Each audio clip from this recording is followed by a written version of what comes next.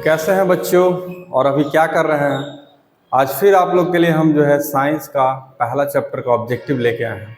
पिछले क्लास में भी हम लोग जो है इसी चैप्टर से हम लोग कुछ ऑब्जेक्टिव्स बनाए थे, वो भी ऑब्जेक्टिव इम्पोर्टेंट है और आज जो पढ़ाने वाले हैं वो भी आप लोग के लिए जो है इम्पोर्टेंट रहने वाला है।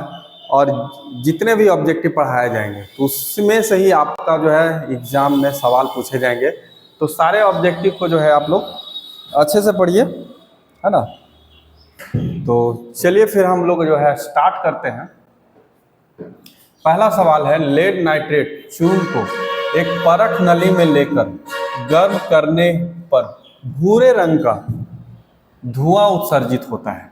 यह धुआं है, ठीक है। लेड नाइट्रेट को जब हम लोग जो है गर्म करने पर, ठीक है, गर्म करने पर क्या बनेगा, लेड ऑक्साइड बनता है और जो है नाइट्रोजन डाइऑक्साइड बनता है। लेड ऑक्साइड बनता है और नाइट्रोजन डाइऑक्साइड बनता है। तो ये जो भूरे रंग का धुआं जो उत्सर्जित होता है वो आपका नाइट्रोजन डाइऑक्साइड के वजह से दिखता है, ठीक है। तो हम लोग का जो पहला ऑप्शन होगा वो आपका नाइट्रोजन डाइऑक्साइड होगा, ठीक है। चलिए नेक्स्ट सवाल है, ऐसी अभिक्रिया जिसमें दो या दो से अधिक अभिकारक मिलकर एकल उत्पाद का निर्माण करते हैं, ठीक है। पहले भी आप लोग को हम समझाए थे कि जब दो यौगिक मिलकर एक यौगिक बनाता है, जब दो यौगिक मिलकर एक यौगिक बनाता है तो उसको हम जो है संयोजन अभिक्रिया कहते हैं। उसको हम कौन सा अभिक्रिया कहते हैं, संयोजन अभिक्रिया। चलिए नेक्स्ट सवाल आता है, कैल्शियम कार्बोनेट को गर्म करने पर कैल्शियम ऑक्साइड एवं कार्बन डाइऑक्साइड बनाते हैं। यह किस प्रकार की रासायनिक अभिक्रिया है, ठीक है। तो हम लोग जो है समीकरण को लिखते हैं तो ज़्यादा अच्छा रहेगा। कैल्शियम कार्बोनेट को हम जो है गर्म करते हैं तो क्या बनाता है, कैल्शियम ऑक्साइड। कैल्शियम ऑक्साइड और हम लोग का बनता है carbon dioxide. Carbon dioxide gas बनता है। तो ये कह रहा है कि कौन सा अभिक्रिया है। यहाँ देखिए कि एक यौगिक टूटकर दो यौगिक में बदल रहा है। एक यौगिक टूटकर दो यौगिक में बदल रहा है।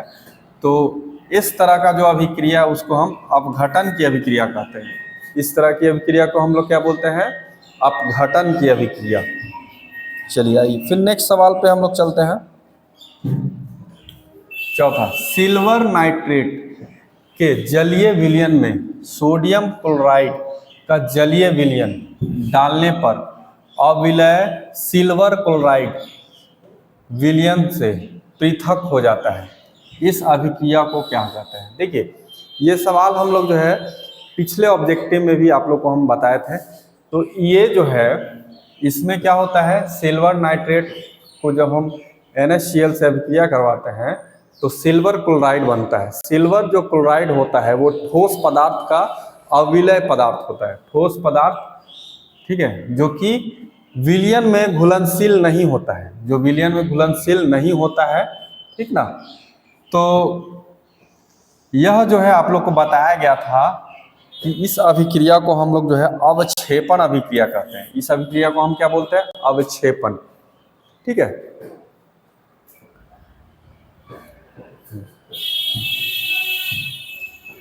इसको हम कैसे समझेंगे, मतलब कि दो यौगिक है जब एक दूसरे से अभिक्रिया कर रहा है और अविलय यौगिक बनाएगा तो वो कौन सा अभिक्रिया में आता है, तो अवक्षेपण अभिक्रिया में, ठीक है। चलिए नेक्स्ट सवाल पे हम लोग आते हैं। क्वेश्चन नंबर 5, सोडियम हाइड्रोक्साइड तथा हाइड्रोक्लोरिक अम्ल के बीच, सोडियम हाइड्रोक्साइड तथा हाइड्रोक्लोरिक अम्ल के बीच अभिक्रिया होने पर सोडियम क्लोराइड एवं जल बनाता है, ठीक है। यह अभिक्रिया कहलाती है, ठीक है। सोडियम हाइड्रोक्साइड का फॉर्मूला हम लोग लिखते हैं, सोडियम हाइड्रोक्साइड प्लस इसकी अभिक्रिया जो है HCl के साथ करवाने पर क्या बनता है, NaCl बनता है। और क्या बनता है, तो जल बनता है H2O, ठीक है। चलिए इसको समझने के लिए हम लोग जरा सा एक चीज़ समझते हैं। जैसे ये है आपका प्रबल क्षार, ये है आपका क्या है, प्रबल क्षार, और ये है आपका प्रबल अम्ल। ये क्या है हम लोग का, प्रबल अम्ल। ठीक, ध्यान दीजिए, जब प्रबल अम्ल और प्रबल क्षार एक दूसरे के साथ अभिक्रिया करवाएगा तो होगा क्या कि अम्ल और क्षार दोनों का जो गुण है वो खत्म हो जाएगा, दोनों का गुण जो है आपका खत्म हो जाएगा, न्यूट्रल हो जाएगा। तो उसको हम लोग क्या कहते हैं, उदासीनीकरण कहते हैं। ठीक है, तो इसका आंसर होगा उदासीनीकरण। अब एक चीज़ और समझिए, अगर हम लोग का प्रबल क्षार रहेगा, ठीक है, और अगर हम प्रबल अम्ल ना लेकर दुर्बल अम्ल लेते हैं, ठीक है, दुर्बल अम्ल लेते हैं, तब क्या होगा, देखिए स्ट्रांग कौन है तो क्षार है, वीक कौन है तो अम्ल है। तो जब अब ऐसा समझिए कि मजबूत आदमी कमजोर आदमी से लड़ेगा तो कौन जीतेगा, मजबूत आदमी। तो उसी तरह से यहाँ पे जब अभिक्रिया जब होगा तो जो यौगिक बनेगा उसमें जो है क्षार का गुण आ जाएगा, क्योंकि प्रबल कौन है, क्षार है, तो क्षार का गुण आ जाएगा। अगर हम जो है प्रबल अम्ल लेते हैं, ठीक है, प्रबल अम्ल और दुर्बल क्षार लेते हैं, प्रबल अम्ल और हम लोग जो है दुर्बल क्षार लेते हैं, तो इसमें क्या होगा कि प्रबल स्ट्रांग कौन है तो अम्ल स्ट्रांग है, और वीक कौन है तो क्षार वीक है। तो इसमें क्या होगा, जब अभिक्रिया होगा जो उत्पाद बनेगा उसमें किसका गुण आ जाएगा तो अम्ल का गुण आ जाएगा। ठीक है, जो उत्पाद होगा वो क्या होगा, अम्लीय होगा। तो यही चीज़ यहाँ पे आपको हम बता रहे थे कि प्रबल क्षार रहेगा और प्रबल अम्ल रहेगा, दोनों जो है उतना ही जब स्ट्रांग है तब क्या होगा, न्यूट्रल हो जाएगा, जो उत्पाद बनेगा वो न्यूट्रल हो जाएगा। इसी को हम लोग बोलते हैं उदासीनीकरण। चलिए अब आते हैं हम लोग क्वेश्चन नंबर 6 की ओर।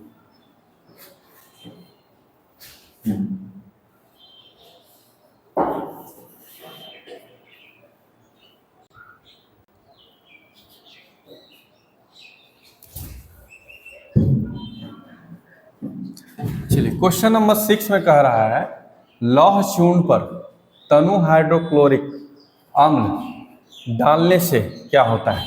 ठीक है, लौह चूर्ण पर हम लोग जो है तनु हाइड्रोक्लोरिक अम्ल डालेंगे तब क्या होता है। याद रखिए कि किसी भी धातु की अभिक्रिया अम्ल से हम जब करवाएंगे तो वहाँ हाइड्रोजन गैस निकलता है, बाहर आता है। तो आप देखिए कि हाइड्रोजन गैस जो है पहला ऑप्शन में दिख रहा है, दूसरा में क्लोरीन दिख रहा है, तीसरा में कोई अभिक्रिया नहीं होता है, और चौथा में आयरन लवण एवं जल बनता है। ठीक है, तो हाइड्रोजन गैस निकलता है और आयरन क्लोराइड बनता है, आयरन क्लोराइड बनता है। तो इसका ऑप्शन जो है ए नंबर ही होगा, क्योंकि हाइड्रोजन गैस ए में ही है। ठीक, चलिए आइए अब हम लोग जो है नेक्स्ट क्वेश्चन पे आते हैं।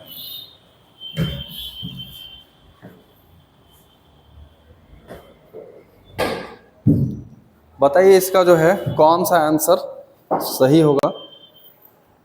सवाल जो है पूरा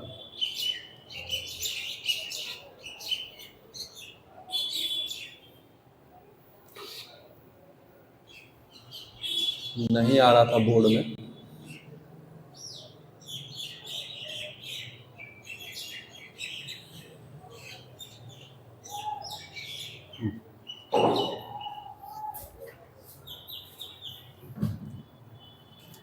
देखिए कह रहा है, क्लोरोफिल तथा सूर्य प्रकाश की उपस्थिति में पौधे वायु में कार्बन डाइऑक्साइड एवं पृथ्वी से जल ग्रहण करके अपना भोजन तैयार करती है।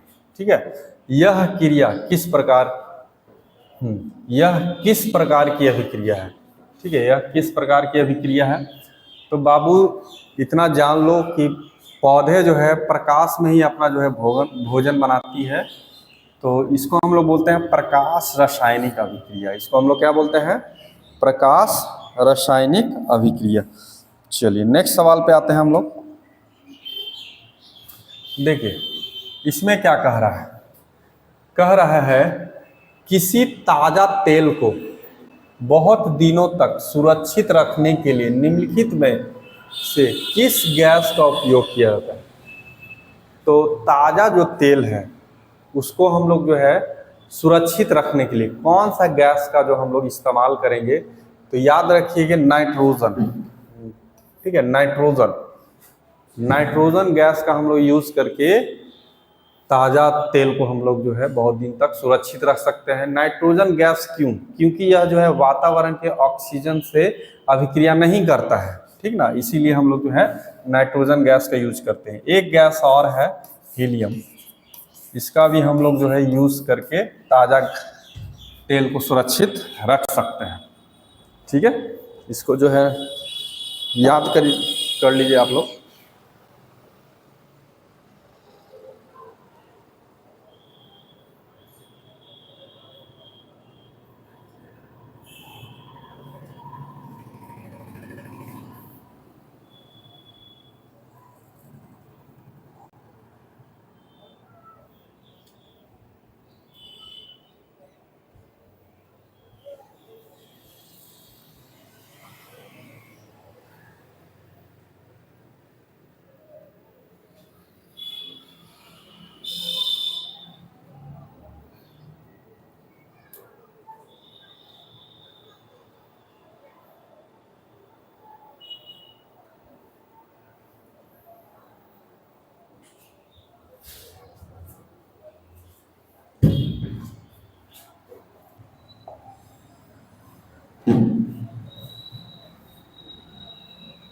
आइए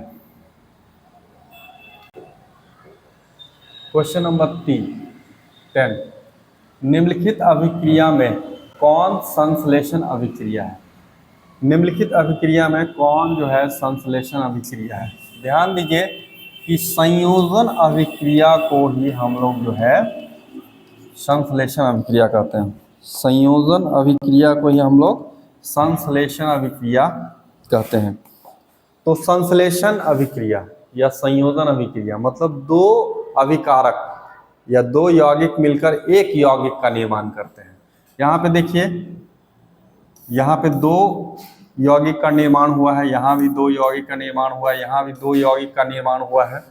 लेकिन पहला ऑप्शन में दो यौगिक मिलकर एक यौगिक का निर्माण हुआ है, तो यही मेरा संयोजन अभिक्रिया है। ठीक है, तो ऑप्शन नंबर ए मेरा सही रहेगा। चलिए नेक्स्ट सवाल पे आते हैं। रासायनिक अभिक्रिया को व्यक्त किया जाता है। देखिए, रासायनिक अभिक्रिया को हम लोग जो है समीकरण के द्वारा व्यक्त करते हैं। ठीक है, ना ही कि संकेत द्वारा और ना ही अनुसूत्रों के रूप में, ना ही आपका सरल सूत्रों के द्वारा। तो हम लोग का ऑप्शन कौन सा सही होगा? तो सी। चलिए नेक्स्ट सवाल है। रासायनिक अभिक्रिया में होता है नए तत्व का निर्माण होता है, नए परमाणुओं का निर्माण होता है, नए यौगिकों का निर्माण होता है, या ये सभी? देखिए, तत्व जो है, तत्व का हम लोग जो है निर्माण नहीं कर सकते हैं, उसको प्रयोगशाला में नहीं बनाया जा सकता है। ठीक ना, तो वो नेचर में से ही प्राप्त होता है, प्राकृतिक रूप से ही प्राप्त होता है।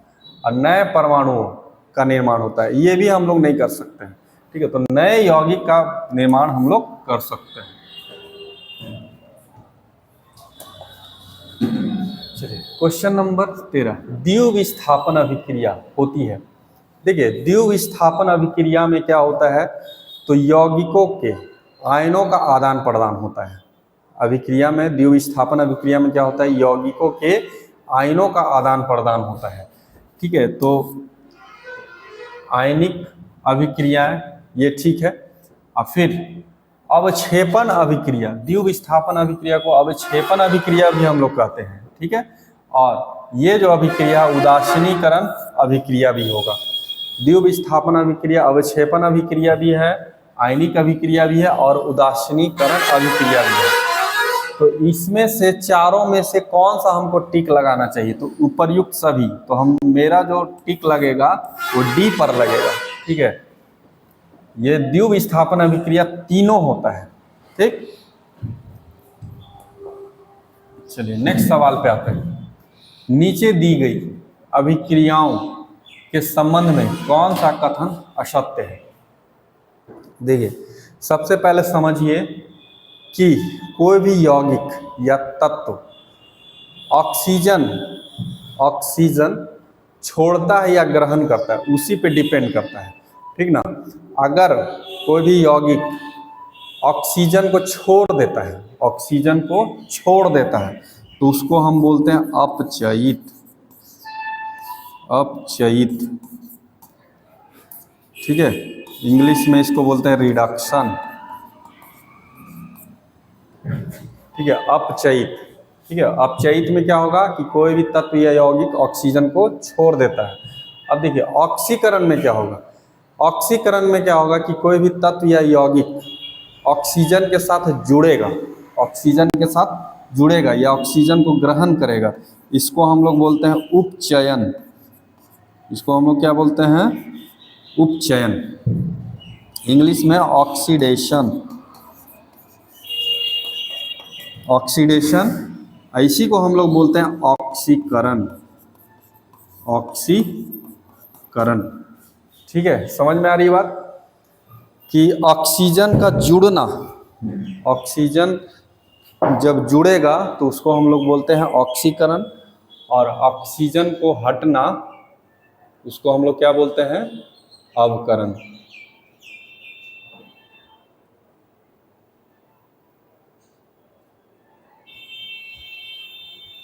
ठीक है, तो यहाँ पे हम लोग आते हैं, देखते हैं कि कौन सा मेरा आंसर सही रहेगा। तो पहला है सीसा अपचयित हो रहा है। मतलब सीसा के बारे में बता रहा है कि सीसा से जो है ऑक्सीजन जो है हट चुका है। बाबू यहाँ पे देखो सीसा जो है ना प्रोडक्ट में है, सीसा क्या है, प्रोडक्ट में, उत्पाद हो रहा है, ये बन रहा है, ठीक है। तो हम जब भी बात करेंगे ना, अभी कारक पे बात करेंगे, इसका बात करेंगे, ना कि हम इसका बात करेंगे, ठीक है।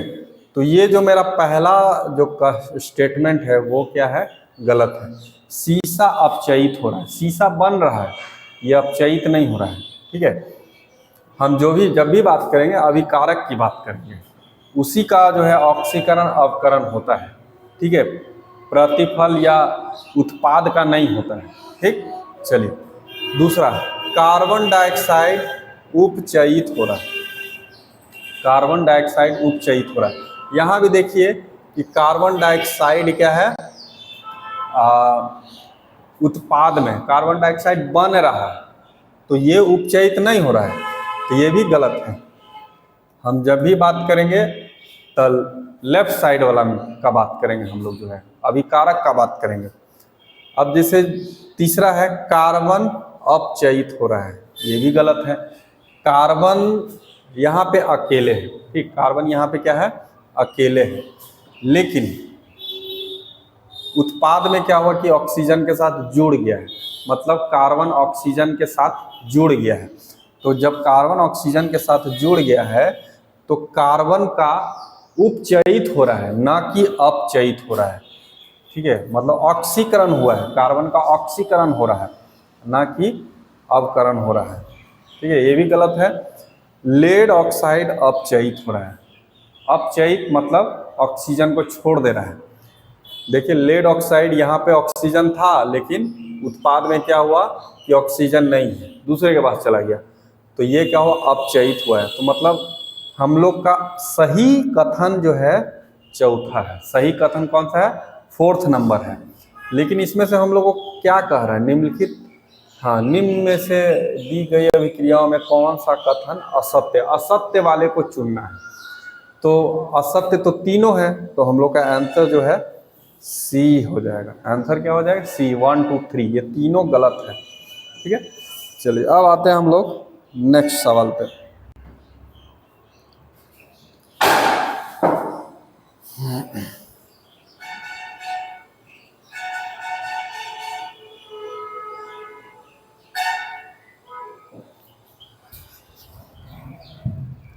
चलिए नेक्स्ट सवाल है हम लोग का,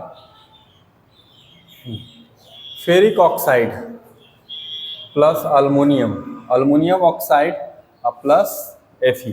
यहाँ पे आप देखिए कि पहले जो है आयरन ऑक्साइड था, अब यहाँ पे अल्मुनियम ऑक्साइड बना दिया, ठीक है, मतलब ऑक्सीजन पहले था आयरन के पास, अब चला गया अल्युमिनियम के पास।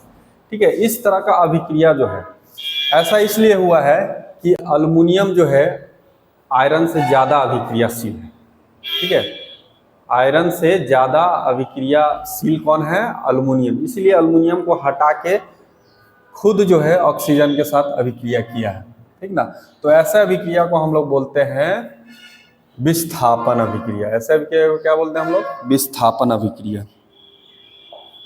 आइए नेक्स्ट सवाल है, श्वसन के लिए निम्न में से कौन सा कथन जो है असत्य है? इसमें जो है आपको असत्य वाला जो है चुनना है। कौन सा कथन जो है असत्य है? यह एक ऊष्माक्षेपी अभिक्रिया है। पहले भी आप लोग को हम बताए थे कि श्वसन ऊष्माक्षेपी अभिक्रिया है। यह एक रेडॉक्स अभिक्रिया है।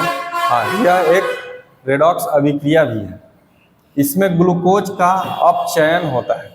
इसमें ग्लूकोज का अपचयन नहीं होता है, उपचयन होता है। ठीक है, इसमें ग्लूकोज का ऑक्सीजन के साथ दहन होता है। तो ये जो स्टेटमेंट गलत दिया हुआ है ना, सी। और असत्य कथन वाला को ही चुनना है, तो हम लोग का ऑप्शन सी सही होगा। ठीक है, आइए क्वेश्चन नंबर 17 पे आता है। समीकरण के बाएं एवं दाएं दोनों ओर प्रत्येक, ठीक है, प्रत्येक प्रकार के परमाणुओं की संख्या समान है। यह समीकरण है, प्रत्येक प्रकार के परमाणुओं की संख्या समान है, मतलब बाएं और दाएं दोनों तरफ परमाणुओं की संख्या समान है। तो इस समीकरण को हम लोग क्या बोलेंगे? संतुलित। निम्नलिखित में से कौन समीकरण असंतुलित है? देखिए, असंतुलित कहने का मतलब लेफ्ट साइड और राइट साइड जो भी परमाणु या अणु है उसका संख्या अगर बराबर नहीं है तो वो असंतुलित है। ठीक है, वो क्या है? असंतुलित। यहाँ पे आप देखिए कि हाइड्रोजन और क्लोरीन, हाइड्रोजन और क्लोरीन, हाइड्रोजन का कितना परमाणु है? यहाँ पे 2, इधर भी 2 परमाणु है। यहाँ देखिए 2 से जब H गुना करेंगे तो 2 हाइड्रोजन, और 2 में जब क्लोरीन से गुना करेंगे तो 2 ठो क्लोरीन। तो दोनों तरफ आपका जो है संतुलित है। ठीक, यहाँ पे आइए 2 ठो पोटेशियम है और 2 इधर भी है, 2 ठो पोटेशियम है, 2 ठो क्लोरीन, 2 ठो क्लोरीन और 3। देखिए ये जो 2 है ऑक्सीजन के लिए भी है। ठीक है, तो 3 दूना 6, 6 ऑक्सीजन इधर, 3 दूना 6, 6 ऑक्सीजन इधर, मतलब दोनों संतुलित है। 2 दूना 4, 4 हाइड्रोजन है और 2 ऑक्सीजन है, तो 2 दूना 4 हाइड्रोजन, और ये 2 ऑक्सीजन के लिए भी है, तो 2 2 4, तो 4 ऑक्सीजन भी है। तो ये तीनों जो है आपका संतुलित है और ये असंतुलित नहीं है। आप चेक कर सकते हैं। लेड 1 ठो है, नाइट्रोजन की बात करते हैं, N आगे 2 है, तो 2 ठो नाइट्रोजन, इधर देखिए कि 1 नाइट्रोजन है। तो आपका जो है ऑप्शन सी सही है। यही समीकरण जो है आपका असंतुलित है। ठीक है, निम्नलिखित में से कौन समीकरण संतुलित है? यहाँ भी आपको वही चुनना है कि कौन सा समीकरण जो है संतुलित है।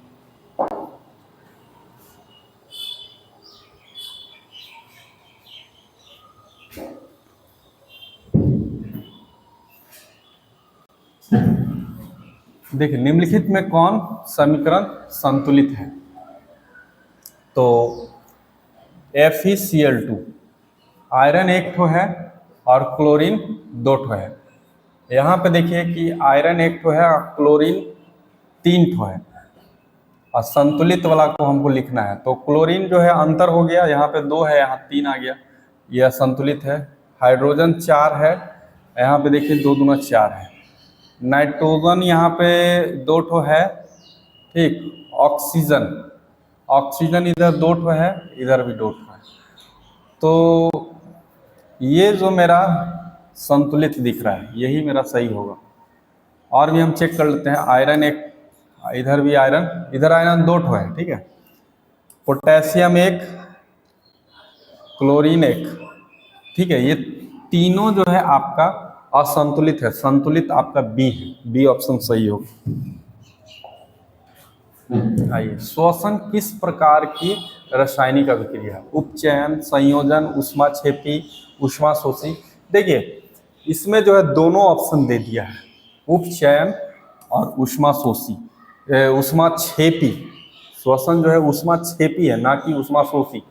तो हम लोग का यहाँ पे दोनों ऑप्शन दिया गया, इसलिए हम दोनों ऑप्शन पे टिक लगा दिए। ठीक है,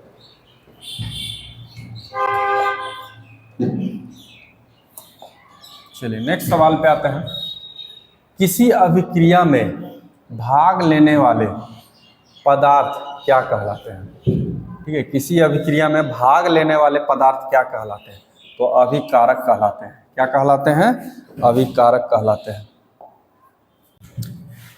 चलिए आइए, निम्नलिखित में किस युग्म के बीच विस्थापन अभिक्रिया होगी? ठीक है, किस युग्म के बीच जो है विस्थापन अभिक्रिया होगा? AgNO3 का विलयन तथा कॉपर धातु, NaCl का विलयन तथा कॉपर धातु, मैग्नीशियम क्लोराइड का विलयन तथा अल्युमिनियम धातु, फेरस सल्फेट का विलयन तथा सिल्वर धातु। देखिए पहला नंबर जो ऑप्शन है वो मेरा सही रहेगा, ठीक ना।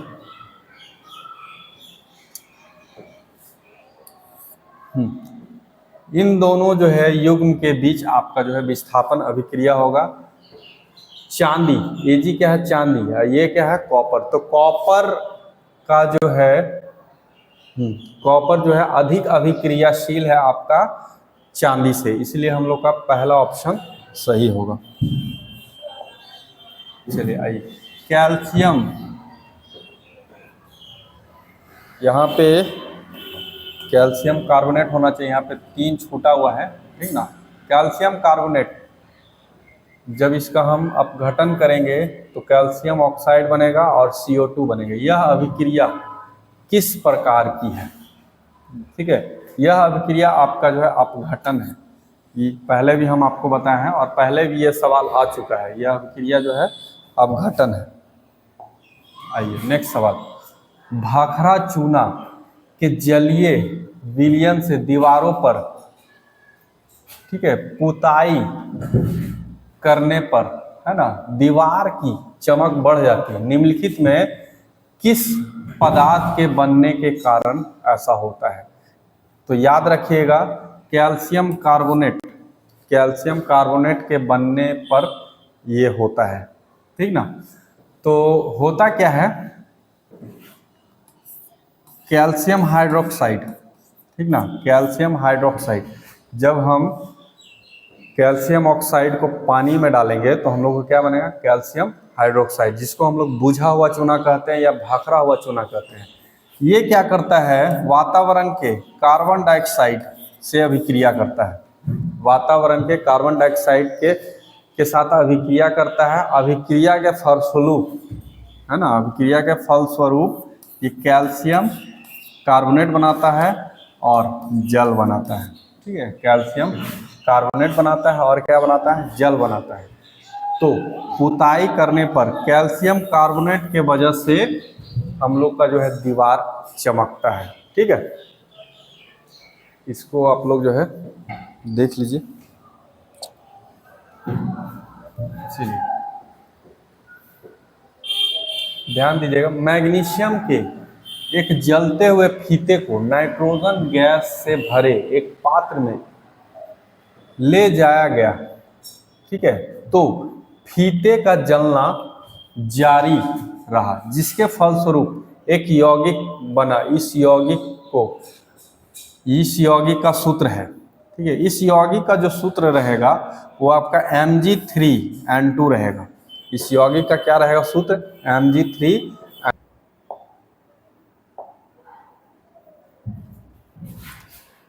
नेक्स्ट सवाल है हम लोग का 26 नंबर, काली चूना तथा जल के बीच होने वाली रासायनिक अभिक्रिया के संबंध में निम्नलिखित में से कौन सा कथन असत्य है? असत्य कथन वाला को हम लोग को बताना है, ठीक ना। कौन सा कथन जो है असत्य है?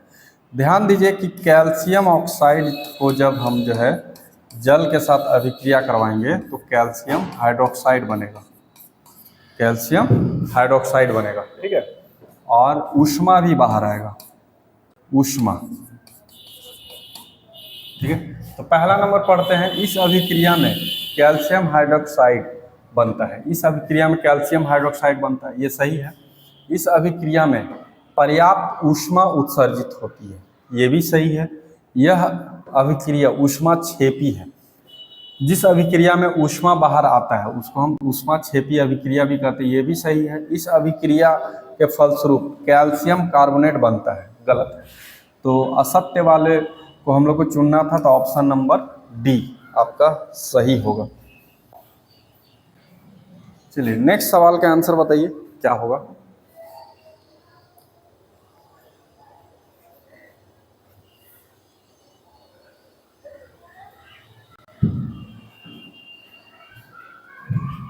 देखिए 27 नंबर कह रहा है, निम्नलिखित में से कौन रासायनिक अभिक्रिया है, कौन सा जो है रासायनिक अभिक्रिया है। एक गैस सिलेंडर में उच्च दाब पर नाइट्रोजन गैस का, ठीक है, भंडारण, मतलब एक गैस सिलेंडर में हम लोग क्या किए हैं, उच्च दाब पर जो है नाइट्रोजन गैस को भर दिए हैं, ये है अभिक्रिया।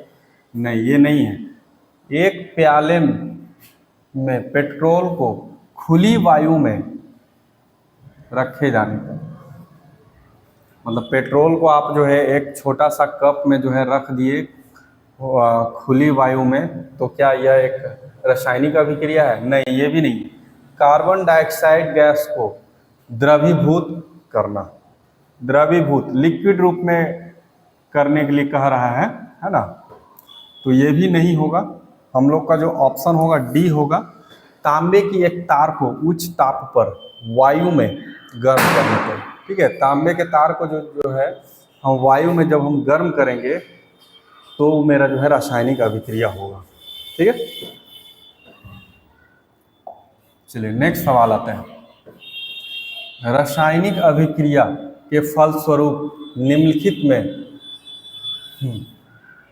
किसका कोई परिवर्तन नहीं होता है, ठीक है।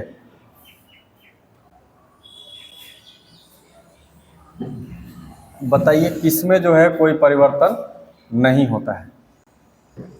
पहला है द्रव्यमान, आयतन, भौतिक गुण, रासायनिक गुण।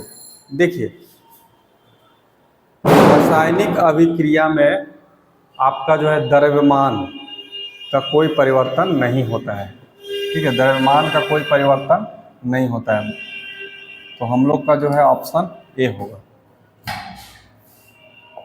चलिए 32 में आते हैं। सिल्वर क्लोराइड को, ठीक है, गाढ़े भूरे रंग के बोतल में रखा जाता है, क्योंकि सिल्वर क्लोराइड को गाढ़े भूरे रंग के बोतल में रखा जाता है, क्योंकि देखो बाबू, सिल्वर क्लोराइड जो है उसको अगर तुम जो है सूर्य के प्रकाश में अगर ये छोड़ दोगे तो वो क्या होगा, अभिक्रिया कर लेगा, है ना। तो अभिक्रिया करेगा सूर्य के प्रकाश में, इसीलिए जो है उसको जो है बोतल के अंदर मतलब गाढ़े भूरे रंग के बोतल के अंदर रखा जाता है। जहां तुम बाहर निकालोगे वो जो तुम्हारा जो अभिक्रिया कर लेगा।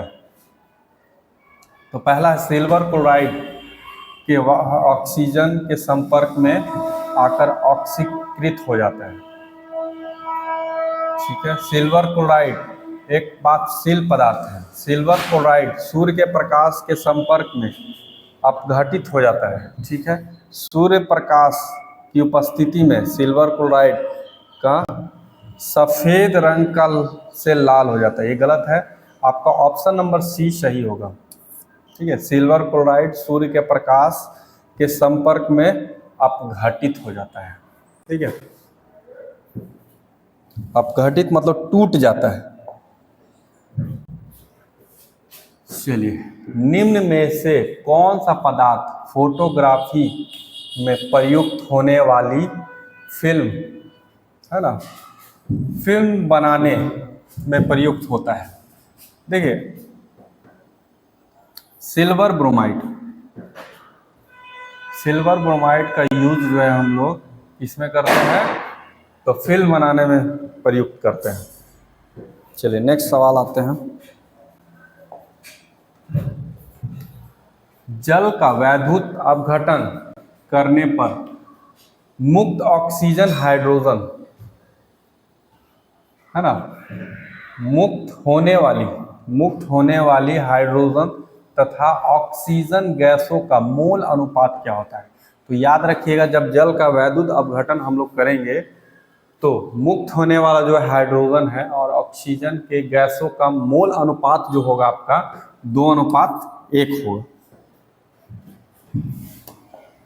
चलिए नेक्स्ट सवाल है।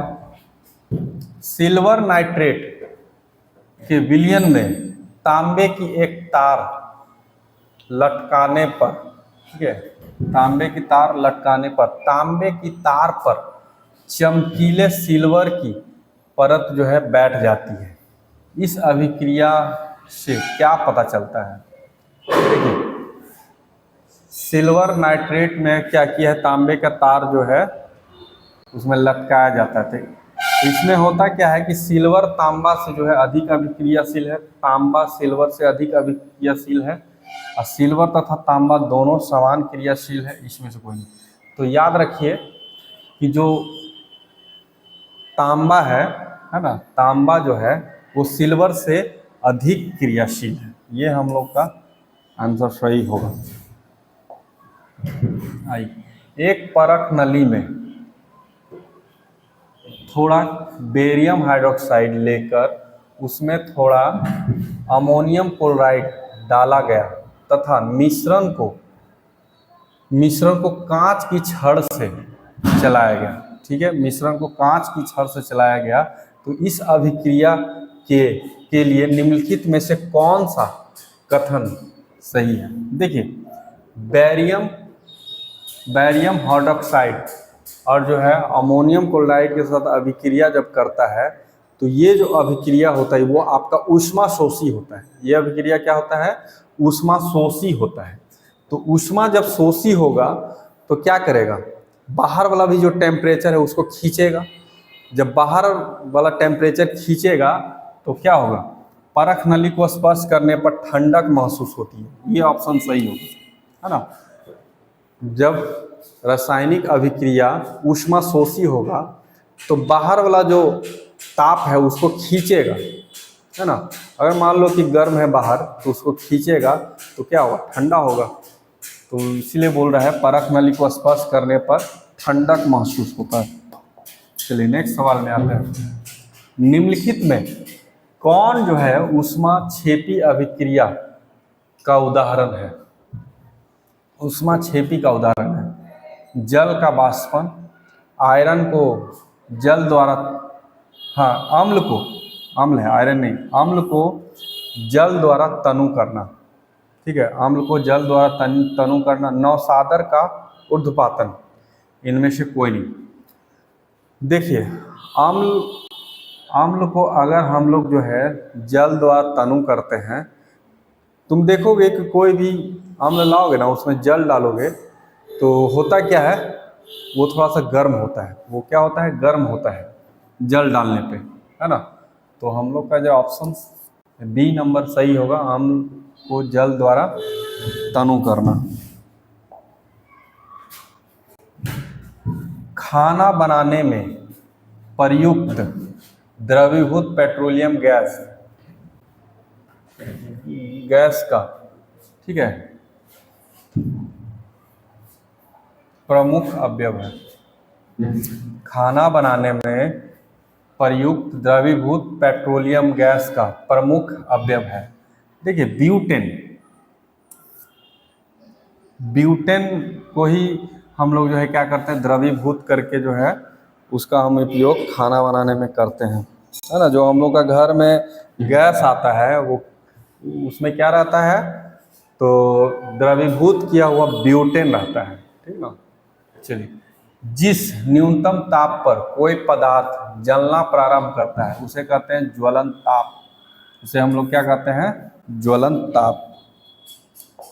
नेक्स्ट, जिस रासायनिक अभिक्रिया में प्रतिफल के साथ साथ ऊष्मा का उत्सर्जन होता है। जिस रासायनिक अभिक्रिया में प्रतिफल के साथ साथ ऊष्मा का भी उत्सर्जन होता है उसको हम कहते हैं ऊष्माक्षेपी अभिक्रिया। चलिए, बेरियम क्लोराइड के बेरियम क्लोराइड के विलयन को जब सल्फ्यूरिक अम्ल से अभिक्रिया कराई जाती है तो उस अभिक्रिया को क्या कहते हैं? ठीक है, बेरियम क्लोराइड को जब हम लोग जो है सल्फ्यूरिक अम्ल के साथ अभिक्रिया करवाएंगे तो क्या होगा? देखिए,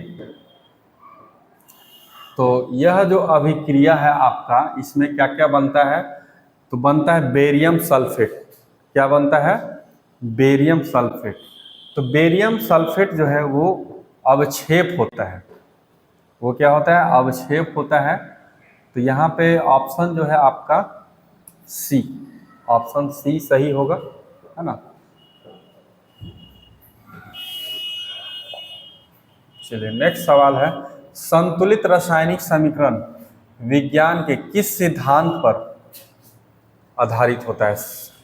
ठीक है, संतुलित रासायनिक समीकरण विज्ञान के किस सिद्धांत पर आधारित होता है? बताइए जरा, किस सिद्धांत पर आधारित होता है?